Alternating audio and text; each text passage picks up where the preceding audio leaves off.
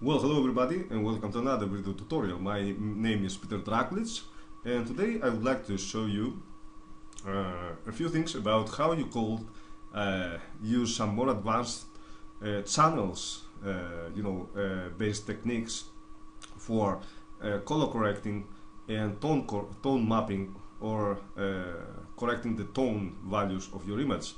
As you might know, it's a digital image that is in RGB mode, is consisted of three main color channels, right? Plus, if it supports transparency, plus an alpha channel. So we have for a PNG image like this one, we have for a JPEG image like this one, we have three color channels, okay, which is the red, the green, and the blue. Well, each one of those channels is carrying some detail and some information about the image. Not all channels are the same. For example, if I click here in the blue channel for this image, I can see the blue channel, right? And I can see the blue channel here by hiding the other two. It is rather dark here in the greens. If I go to the green channel, you can see it has much more detail here in the greens. Alright, and if I click on the red channel, I can see it gives some more detail here in this part of the image. So I can take advantage of each one of those channels for enhancing, color correcting my image. Let's see how this can be done. So switch over to the layers dialog here, and a cool thing you can do in GIMP with the channels is that you can drag and drop each one of those channels onto the image view, and you have a grayscale representation of a grayscale layer of that certain channel. So let's go ahead and I want to bring in my red channel, so I'm bringing in the red channel, and for some reason this does work, perhaps due to the rendering here. Well, an alternative way to work, usually it should work for you, right? It does work for me, perhaps due to the recording, and perhaps it's a bug of GIMP for a moment, but we have an alternative way for doing this.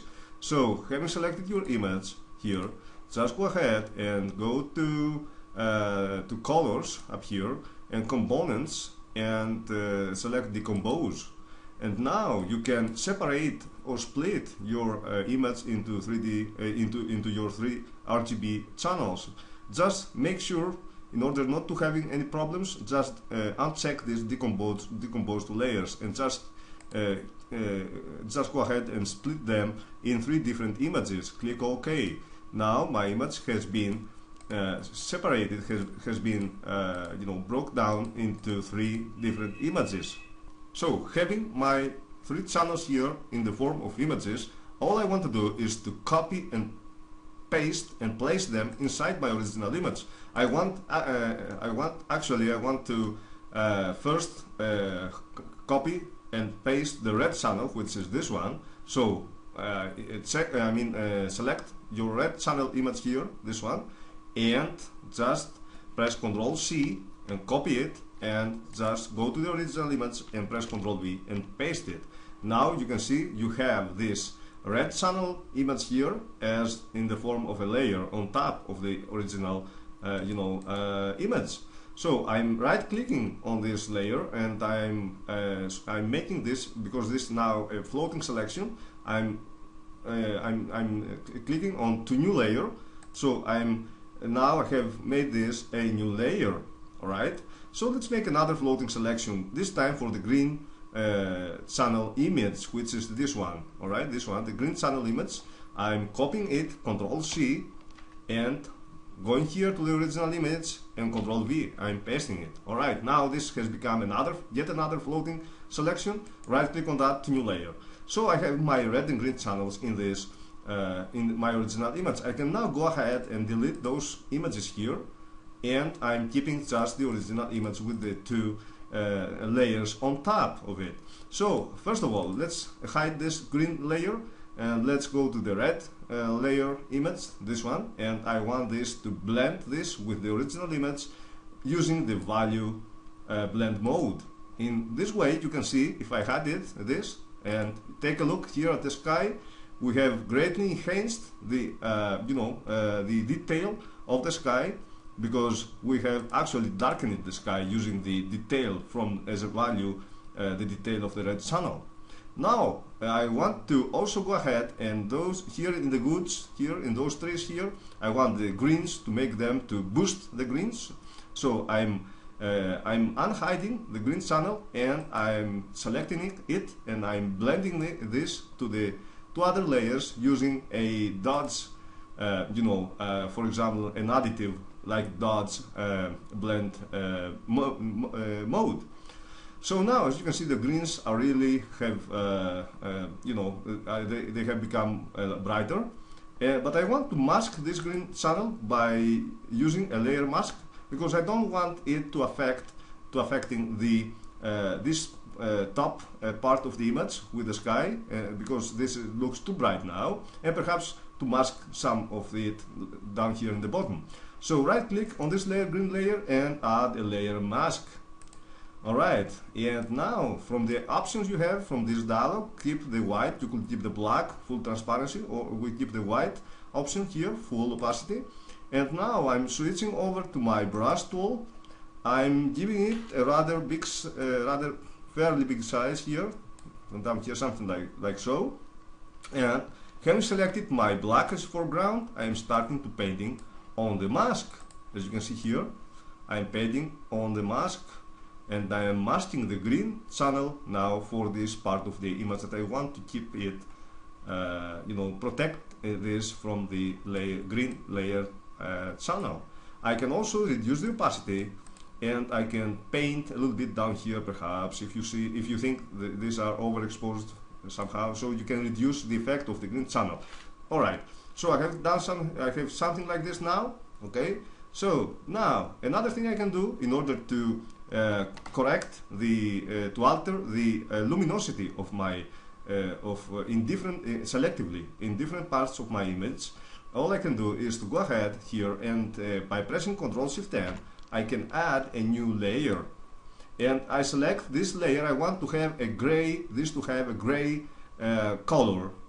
So I want first to make the foreground color to be a neutral gray, as we call it, or a 50% gray. So cancel this for the moment, select your foreground color, which is black for the moment, and go down here to the swatches panel and just click this neutral gray color. Alright, so click OK. Now I go ahead, having selected my first of all, I want to create a new layer, and I want to fill it with the foreground color, which in our case now it's currently a neutral gray. Okay, so I have a gray color layer on top. Now switch over the blend mode of your top of this layer to overlay. Switch over to your brush tool and restore the default colors by going here, clicking this little icon here, and by painting with black. Alright, with my brush I can darken those images, and the low opacity of course. I can low those parts here. As you can see, it gets darkened my image. Alright, and I can also go ahead and swap or change the order of the colors, and with white I can brighten up those parts of my image. As you can see now, the woods are becoming really brighter, and I can boost some parts of my image where I want more detail. Alright, so let's go ahead and darken this part, for example. Alright, so you get the meaning. We can control selectively the luminosity of our image by just painting on this layer here, this overlaid layer, and of course by choosing a really low opacity for our brush. Okay, now our image, if you take a look at how it was on our original image here, or better, let's go ahead and open a second copy of the image.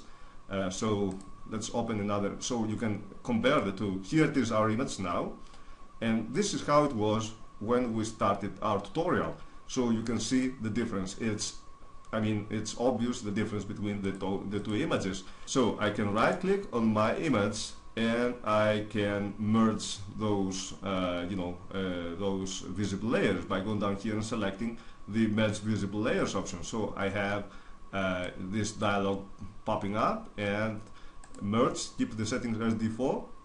Alright, now you could also go ahead and add a curves, colors, curves, and you can play a little bit with the greens. For example, you can select this bright green. If you didn't like the hue of this green here, just shift click on this green, a new a new point has been created here, and you can add two more points, so you can line up, actually add two adjacent control points somewhere here and line them up with the rest of the image, so you can play with those greens here, only with this range of greens here, and you can lighten them. You can change even their color. Actually, you can color map them, actually. Okay, until you are satisfied with the result. Okay, and now we can apply here another the technique that I described you to my previous tutorial for sharpening our image. Alright, let's go ahead and sharpen our image now, and you can sharpen it by using either go up here to the filters, enhance, sharpen, which I don't recommend because it is not so good. It's very simple sharpening algorithm, or the unsharp mask, which is another good algorithm, or you could download a plugin called high pass filter and turn this image as a high pass filter image and blend this with the background layer using an overlay mode.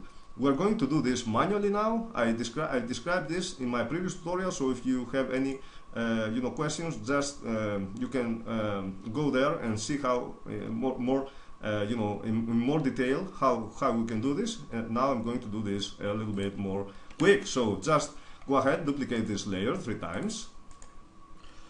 But you want to check first that all the channels in the channel dialog have been activated by going to the channel dialog, and you want to see all them to have this blue stripe here. So click on the red channel as well, otherwise some weird color shift might happen.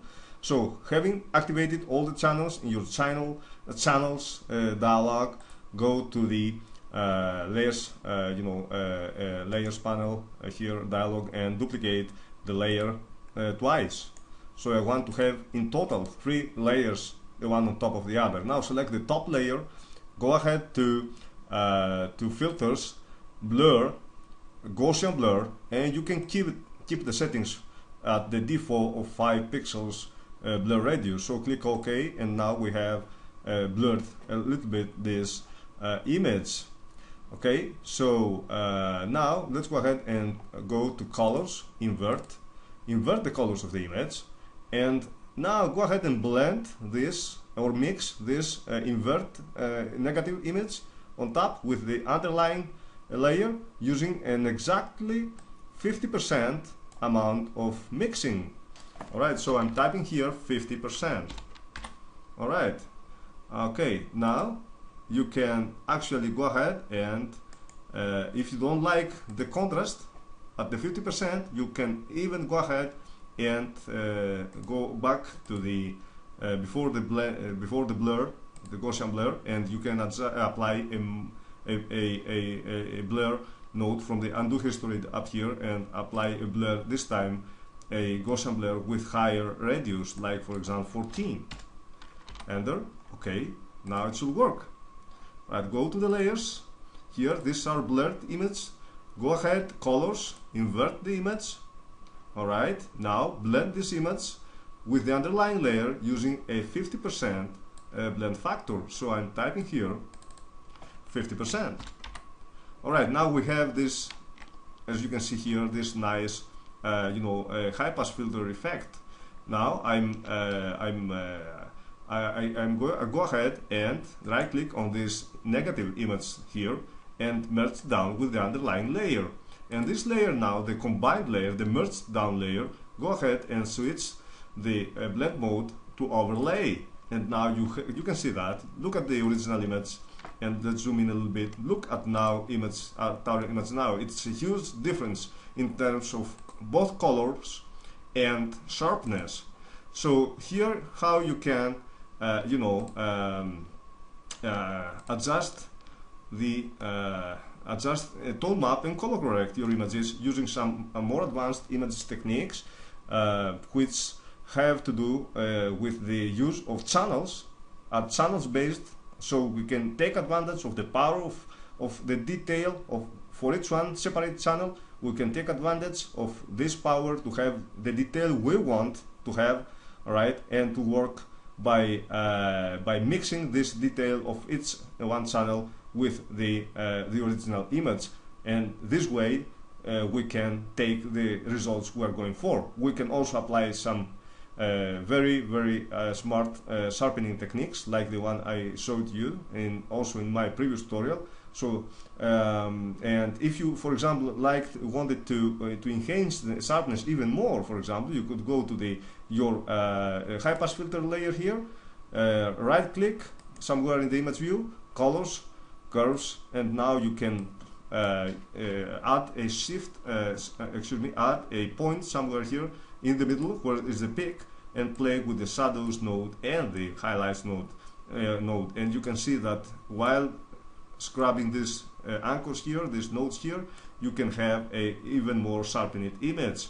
Click OK. Now you can see the difference with the original image. Pretty dull, this one, low key in some parts. Now we have all the detail, we have all the contrast we are going for. So that goes for today. Hope you enjoyed it and you learned something from this. If you like this, don't forget to subscribe. See you next time, hopefully soon, with a hopefully interesting topic.